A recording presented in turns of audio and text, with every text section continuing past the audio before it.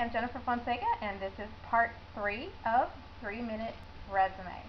Today we're going to talk about some very basic elements that every resume needs to have. I think of it kind of like baking a cake. Most cakes have the same 5 basic ingredients: flour, eggs, sugar, water, and oil. You need all those ingredients to make a cake. Well, a resume is the same way. So let's start off with the first basic ingredient that is probably pretty self-explanatory: your contact information. You need to have that so they know how to get a hold of you. A couple of tips with this. The first one is your name. You don't want to make it in too big a size of font, otherwise they're going to think you have the head the size of a melon. They're going to think you have a big ego. So keep the font size a reasonable size. And if you've got more than a one-page resume, your contact information needs to be on every page, because you know what? People are infamous for losing the pages, shuffling them all up, and your resume will get mixed in with everyone else, and if your page 2 doesn't have your contact information, they may not be able to link it to page 1. Another quick little tip with your contact information: your email. Can you see the email on here? It's inaneedajob@adelphia.net.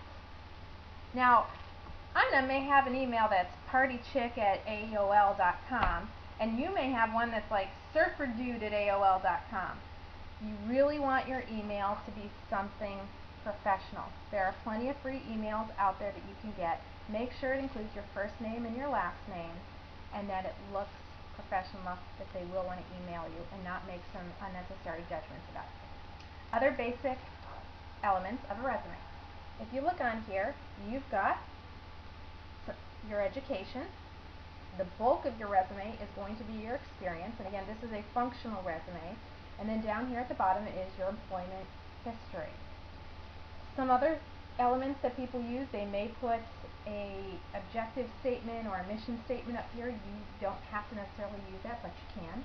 Down here at the bottom, sometimes people list honors, awards, or certifications. You can do that as well. But your basic ingredients are really always going to be your contact information, your education, your experience, your employers, and you may want to put a little list on there: references listed by request.